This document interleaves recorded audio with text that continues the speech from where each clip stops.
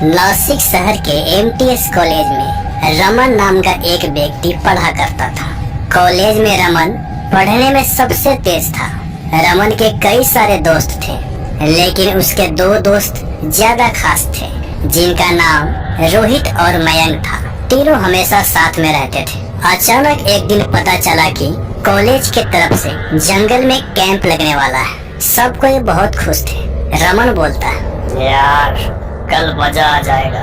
पहली बार जंगल में कैंप लग रही है। यार कसम से कह रहा हूँ, बहुत खुश हूँ भाई। तो फिर रोहित बोलता है, हाँ यार बहुत मजे करेंगे।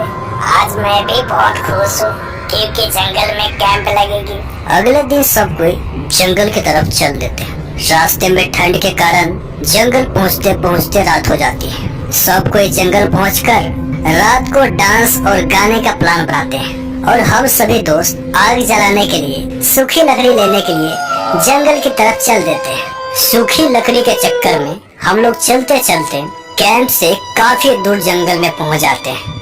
अचानक आसमान बादलों से भर जाता है और बारिश होना शुरू हो गई। बारिश तेज होने लगी तो हम लोग पेड़ के नीचे खड़ा रहना सही नहीं समझा और हम लोग घर की तलाश में निकल जाते हैं। बारिश काफी तेज हो रही थी।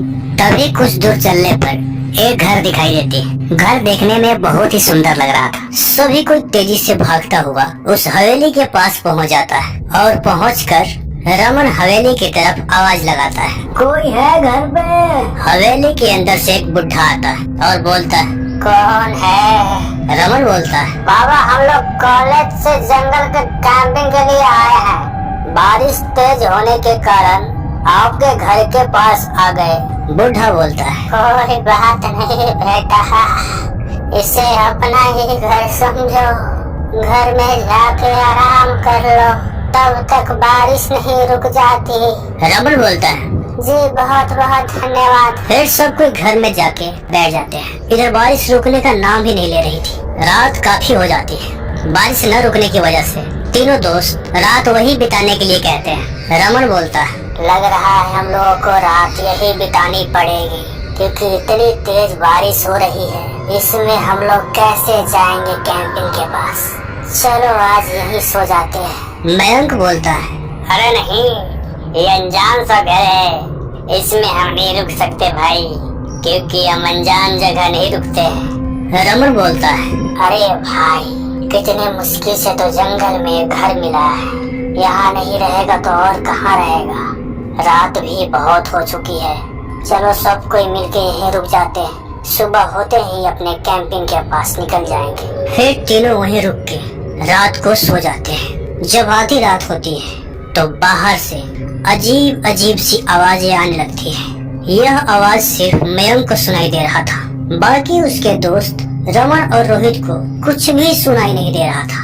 मयंक बाहर जाके देखता है, लेकिन बाहर कोई नहीं था। मयंक डर जाता है और बोलता है, कोई है क्या? कोई है तो सामने आए। लेकिन कोई नहीं आता। फिर मयंक घर के अंदर आने लगता है।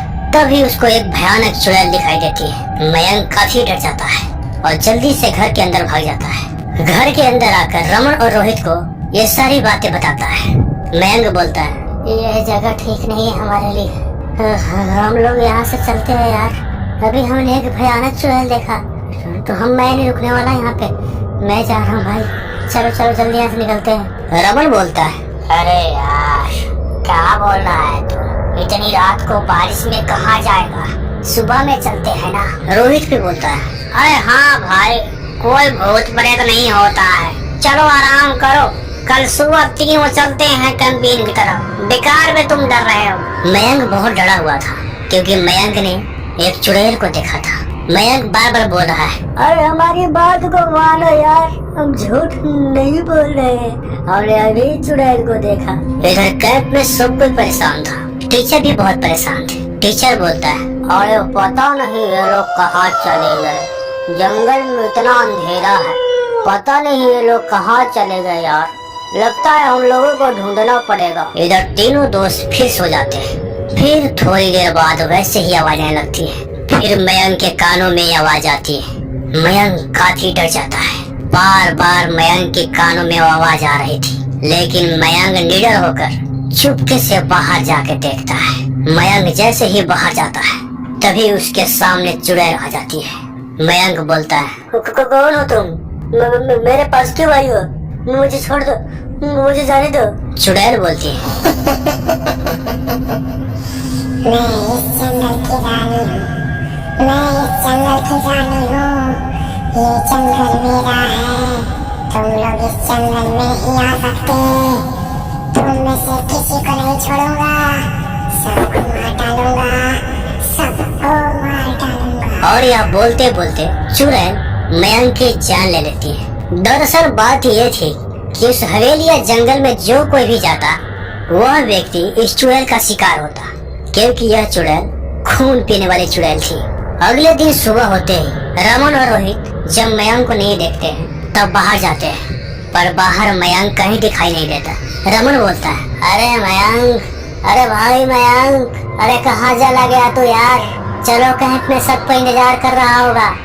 अरे रोहित देखो मयंक कहाँ चला गया यार। रोहित भी बोलता है, अरे मजाक मत करो यार, निकल जाओ, सर बहुत गुस्सा कर रहे होंगे क्योंकि हम लोग रात को निकले हुए हैं। लेकिन कोई भी आवाज नहीं आता। फिर दोनों सब जगह ढूंढते हैं लेकिन मयंक कहीं दिखाई नहीं देता। दोनों काफी डर जाते हैं। फिर दोनों जल्दी जल्दी कैंप की तरफ चल देते हैं। उधर कॉलेज के सभी लोग परेशान थे। कुछ देर बाद रमन और रोहित कैंप के पास पहुंच जाते हैं। टीचर बोलते हैं, अरे मयंक कहाँ है? रमन बोलता है, सर पता नहीं अचानक कहाँ चला गया, बहुत देर से ढूंढ रहे हैं लेकिन मिल ही नहीं रहा है। रोहित बोलता है, सर हम लोग बारिश के कारण एक बगले में रुक गए। जब सुबह जगह तो मयंक था ही नहीं वहाँ पे। हम लोग ने बहुत ढूंढा लेकिन मयंक कहीं दिखाई नहीं दिया। अरे था नहीं का मतलब क्या है? अरे हमें मयंक को ढूंढना पड़ेगा। फिर टीचर जल्दी जल्दी जंगल की तरफ निकल जाते हैं लेकिन टीचर को भी कहीं मयंक दिखाई नहीं देता।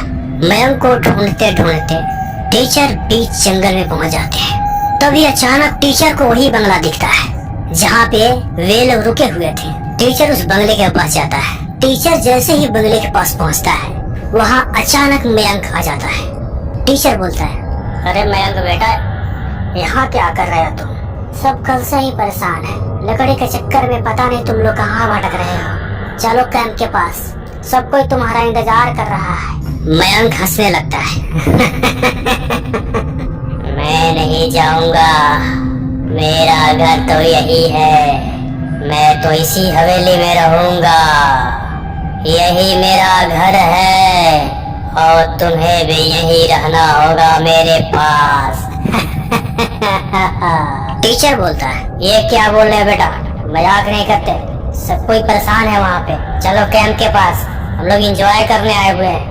मयंक बोलता है, एक बार बोल दिया नहीं जाना, यही मेरा घर है। और ये बोलते ही मयंक एक चुड़ैल के भेष में आ जाता है। फिर चुड़ैल बोलती है, तुम में से कोई जिंदा नहीं बचेगा, सबको मार डालूंगी, जो मेरे जंगल में आएगा सबका मरना तय है।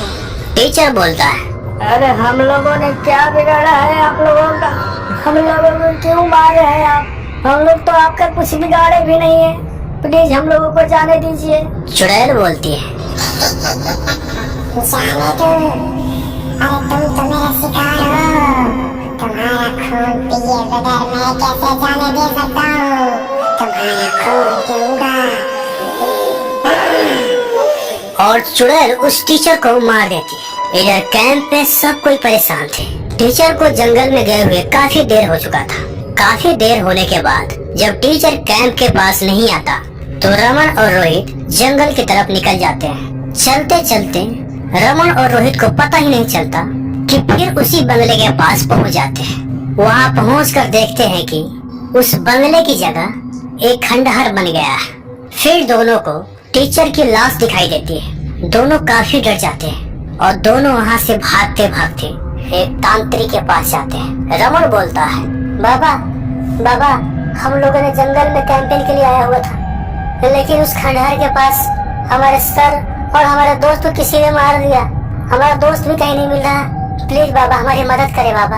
और फिर बाबा को उस खंडहर के पास लेकर जाते हैं। वहाँ जाते हैं तो देखते हैं कि वहाँ पे टीचर की लाश तो है ही नहीं।